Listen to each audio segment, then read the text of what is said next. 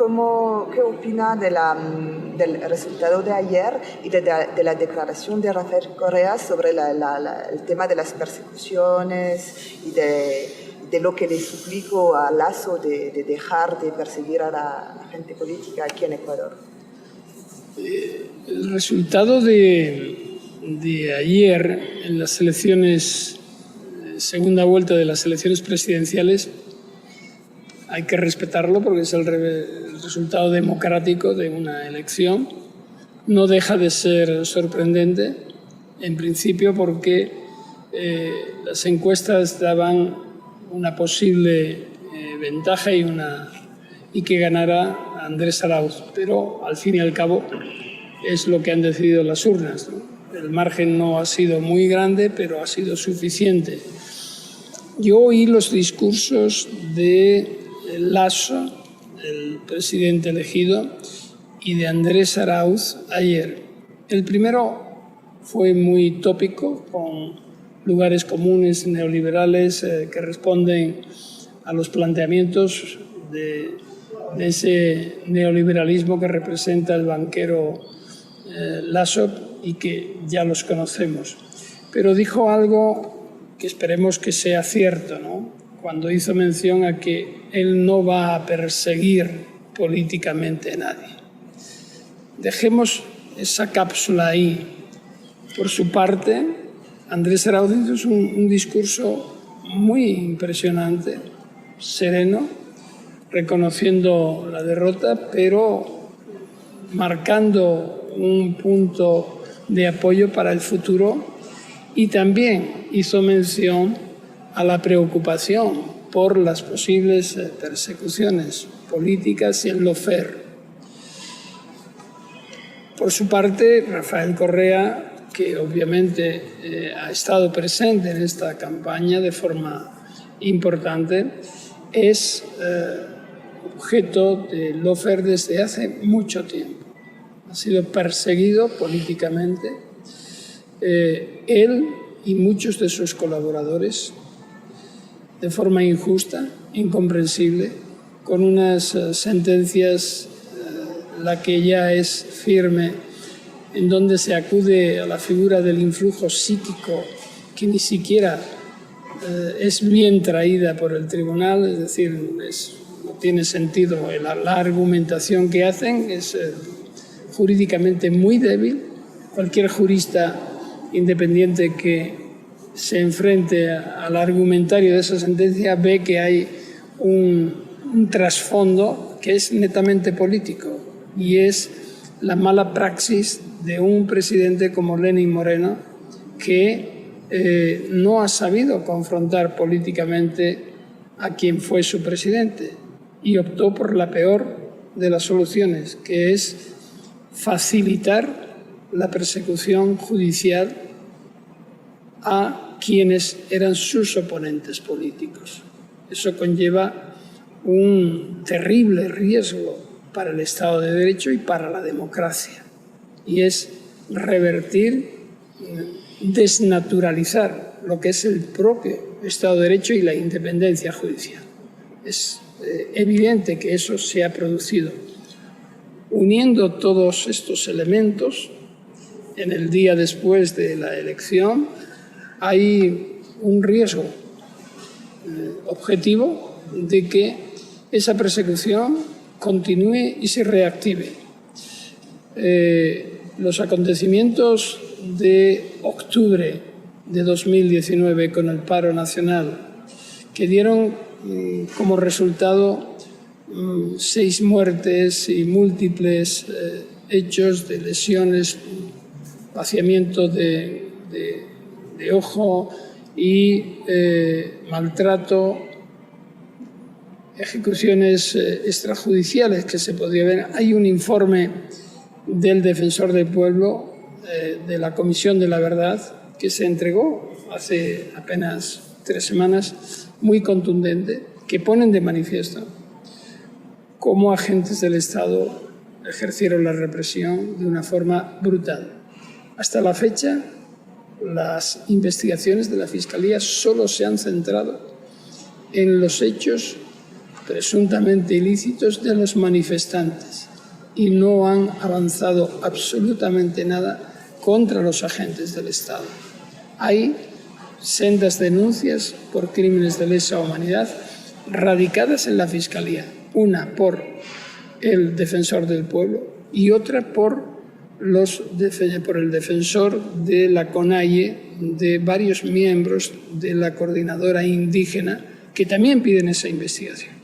Por tanto, para que se compruebe esa afirmación presidencial de que no va a haber persecución política, la Fiscalía General debe de demostrar la ecuanimidad investigando esos hechos, porque resulta fundamental.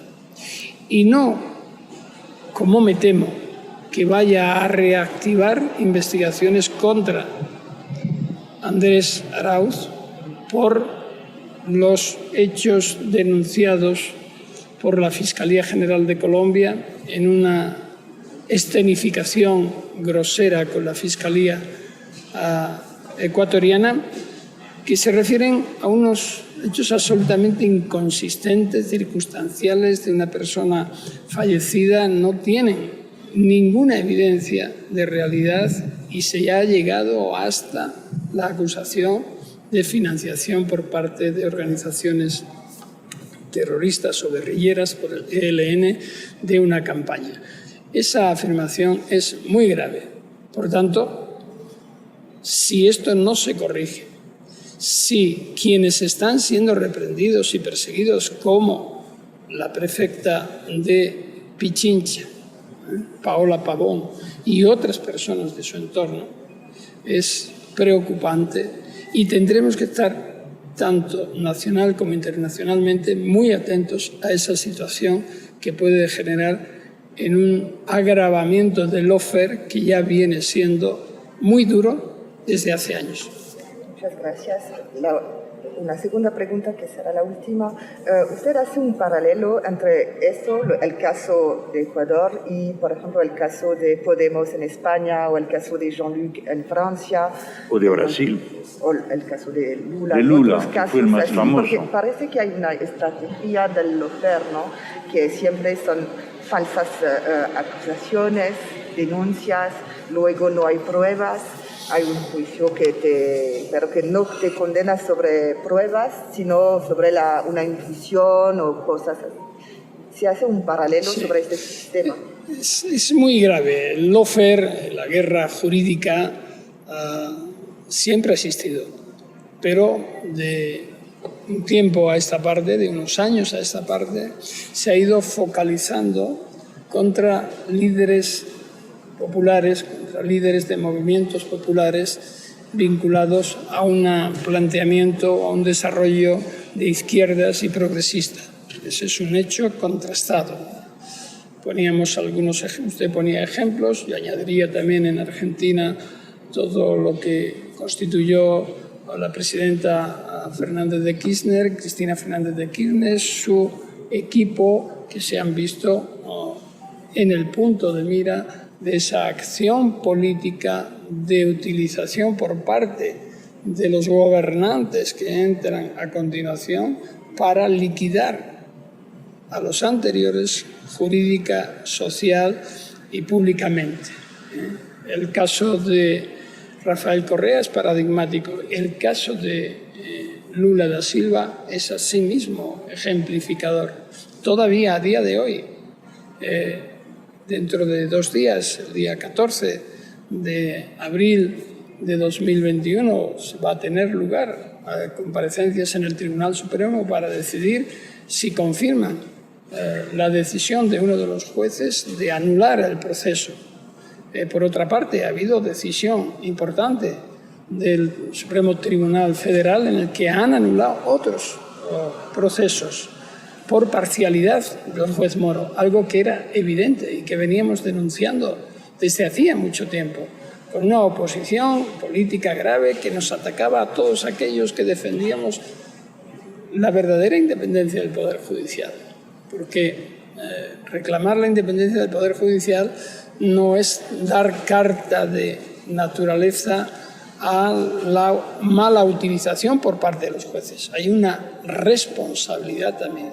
Independencia va inmediatamente unida a responsabilidad por parte de quien ejerce esa independencia. Es decir, un juez no puede hacer lo que quiera, no puede utilizar su estatus privilegiado en un Estado de Derecho democrático de independencia para convertirse en algo arbitrario, en que su acción sea arbitraria. Y eso lo hemos visto en distintas partes del mundo y específicamente aquí, en Latinoamérica.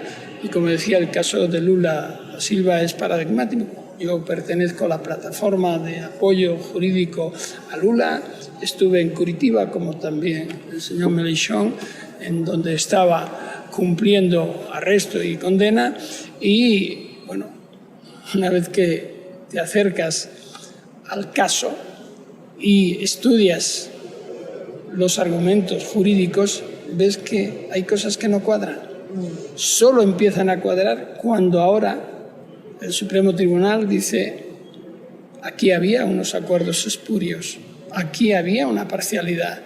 Pero claro, ha tenido que ser un medio de comunicación independiente el que devele esas conversaciones extrañas. Es decir, cuando se produce por un factor externo, demuestra dónde estaba el quiebre y era lo que defendíamos. Entonces, es verdad que se ha producido ese aumento de acciones judiciales de utilización del derecho como arma de ocupación. Antes era la Escuela de las Américas, ahora es la Escuela Judicial para las Américas. Es así, es decir, no solo es una presión económica con sanciones económicas exorbitantes impuestas por un país, en este caso Estados Unidos, es también el desarrollo de mecanismos judiciales para atacar a líderes opositores. Y eso para mí es la muestra de la mayor de las cobardías y del miedo. Es decir, no tener capacidad de reacción política frente a lo que son planteamientos políticos. Muchísimas gracias. Un placer. ¿Je peux poser une question? No, porque todo está muy bien dicho y muy bien pensado. Tal vez cómo hacemos para organizarnos, ¿no?, al nivel internacional, porque nosotros en Francia, por ejemplo, hemos hecho un documental como una investigación paralela a la de la justicia, pero ¿cómo hacer para...? Yo creo que hay fórmulas, tenemos que integrar los esfuerzos. Yo siempre he sido, en el ámbito que me es más propio, que es el de la justicia, obsesivo con la coordinación. Siempre he visto que se pierden esfuerzos, que hay una visión excesivamente localista de la justicia, que el juez, el fiscal, no abre su mente al internacionalismo, a un desarrollo mucho más global y universal del derecho y, por tanto, más comprensivo, menos agresivo. Es decir, la justicia restaurativa, que aquí en Latinoamérica es uno de los lugares donde ha sido crisol de esas iniciativas por los movimientos guerrilleros, por los procesos de paz, por las comisiones de la verdad. He vivido muy de cerca todo el proceso de paz en Colombia, cuando he estado trabajando allí respecto de todo el tema de ley de justicia y paz respecto de los paramilitares, con las FARC, con los movimientos de integración social. Es decir, hay unos desarrollos que son necesarios, pero también hay que combatir y poner en conexión a quienes creemos que el derecho es un elemento para contribuir al desarrollo democrático y no un instrumento para destruir la democracia, que es lo que estamos viendo en muchas ocasiones.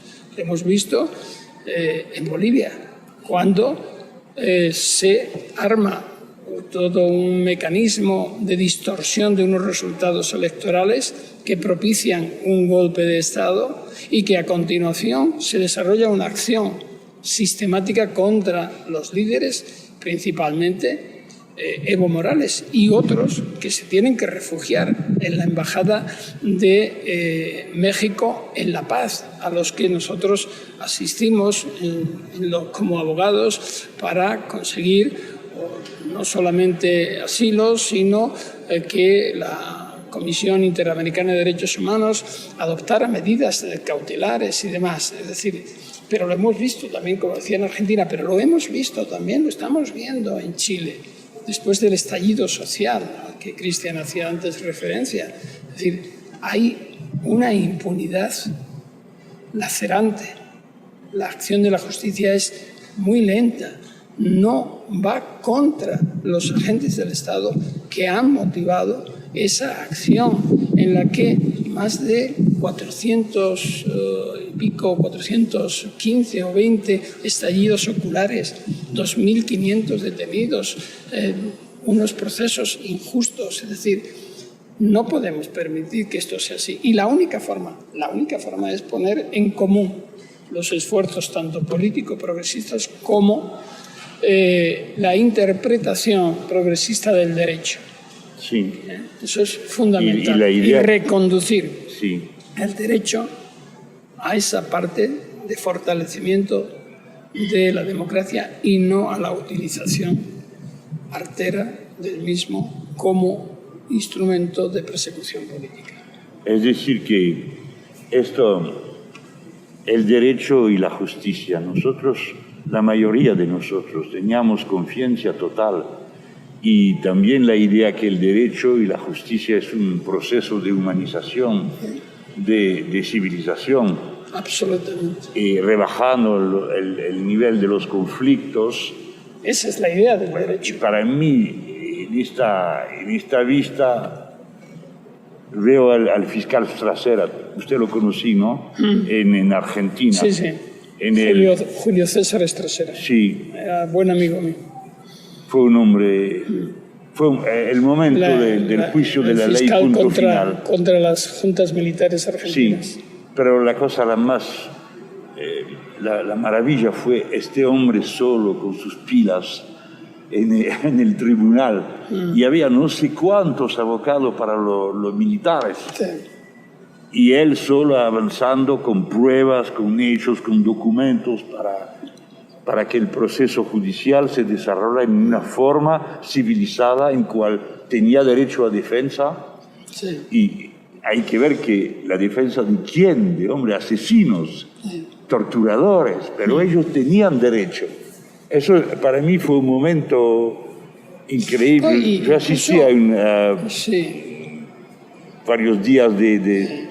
Eso me queda, el fiscal Stracera. Mi país también lo decoró de la Legión de Honor, porque eso es la figura de lo que es el derecho y una forma de justicia civilizada. Lo que vemos no es esto, el juez Moro diciendo, yo no sé por qué vos mando a cárcel, pero bueno, hay que ir porque tengo intuición. Claro. Y la prueba nada. Es el aprovechamiento parcial del derecho para utilizarlo contra oponentes políticos. Es tremendo, pero bueno, eso es lo que hay que combatir. Y la única forma es aglutinar fuerzas en plataformas mucho más amplias, sobre todo que vayan enfocadas en ese progresismo humanista necesario que nos lleve siempre a una interpretación progresiva del derecho como instrumento de protección de las víctimas y de la sociedad. Es el cambio de paradigma. No es el derecho como instrumento de represión en el ámbito penal incluso, no, sino todo lo contrario, es de protección. O sea, es cambiar exactamente el discurso.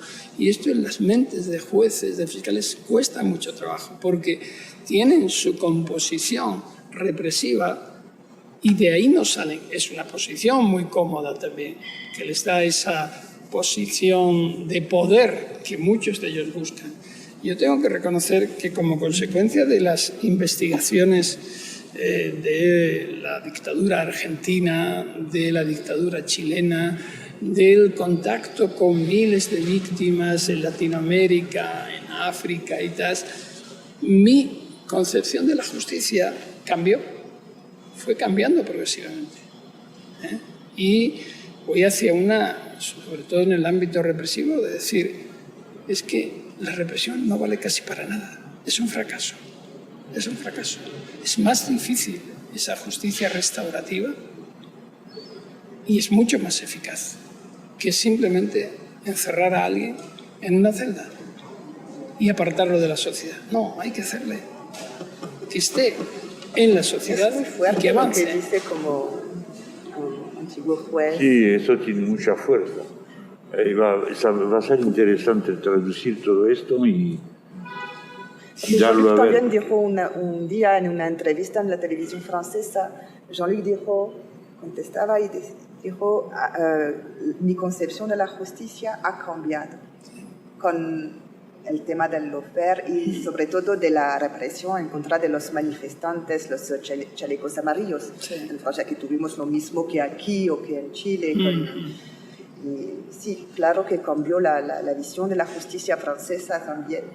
Por eso, Y aquí estamos haciendo, yo creo que un buen trabajo desde el Grupo de Puebla y el CLAJUT, que es el Consejo Latinoamericano de Justicia y Democracia, donde estamos un volumen amplio de juristas, progresistas, con esta perspectiva, y estamos muy atentos y siguiendo muy de cerca todos estos hechos y denunciando y actuando. Es decir, tenemos iniciativas múltiples, siempre con el respeto al lugar donde se haga y donde se actúe y a los colegas que están, pero somos conscientes que hay momentos en que el apoyo internacional en una visión más global de lo que es el avance del derecho internacional es fundamental para protegernos. Pero también un punto importante es que tenemos que ser cuidados con... la gente piensa que pedimos para nosotros, dirigentes políticos, formas excepcionales de justicia. No, yo lo que pido es exactamente lo contrario. Lo que pido es una igualdad real. Pero aquí lo que se produce, Jean-Luc, es que se produce una desigualdad a la inversa. Es decir, porque eres dirigente político, utilizo el derecho para perseguirte, ya que no consigo ganarte con los argumentos.